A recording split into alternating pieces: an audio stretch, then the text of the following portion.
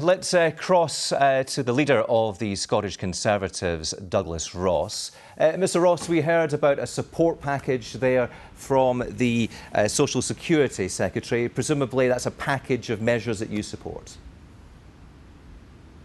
Yes, I mean, people need supported throughout this pandemic and the economic response to it. And what we've seen so far is Scotland's two governments delivering this support. I've been extremely impressed by what Rishi Sunak has offered right across the United Kingdom, but it's important that people, as we go into more difficult weeks and months ahead, get all the support they require.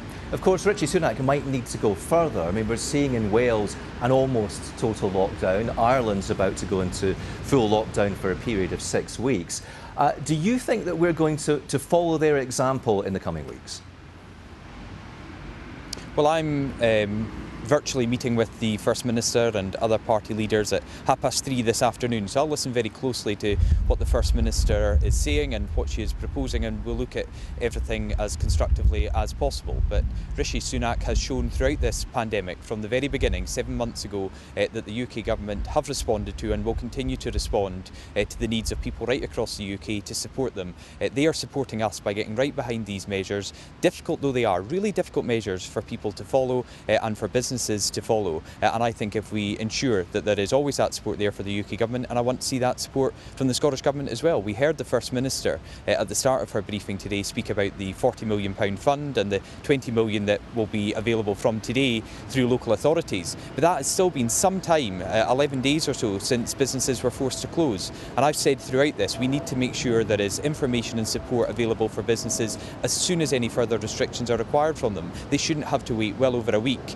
having closed their businesses in many cases, to find out what they may get and how they may get that support. There seems to be some suggestion that the lockdown of the hospitality sector, particularly in central Scotland, that might not necessarily change that much after the end of this 2-week period. What will you be saying yourself to the First Minister? Will you be advising that hospitality get back to normal?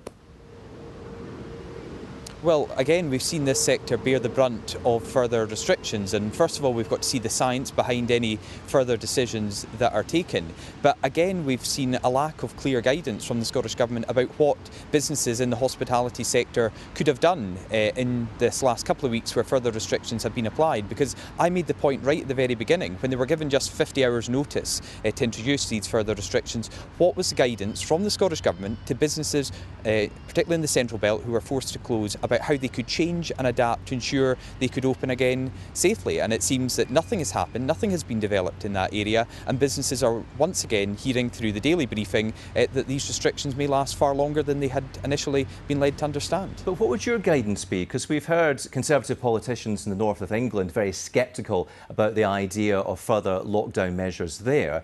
What's your advice to the First Minister? Would you be urging her to extend the lockdown of hospitality, or would you say that she has to take a different approach?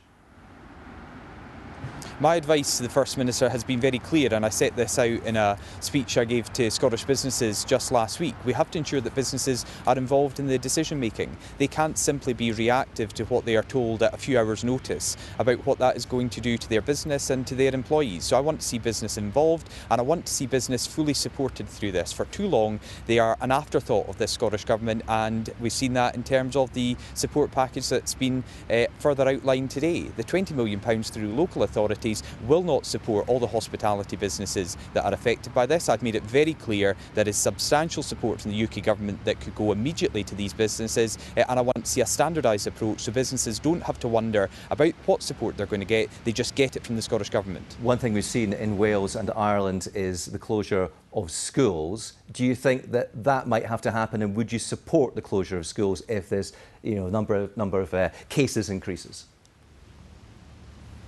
We've seen throughout this pandemic that young people have been particularly affected by many of the measures. Many didn't get to finish their school career. They had a very unsettled start to university life because of the lack of clarity from the Scottish Government. So I want to see, as the Plan A, to have our schools remain open as much as possible, because our young people deserve to get the best chance in life, and they get that through having schools open and education returning and continuing as much as normal.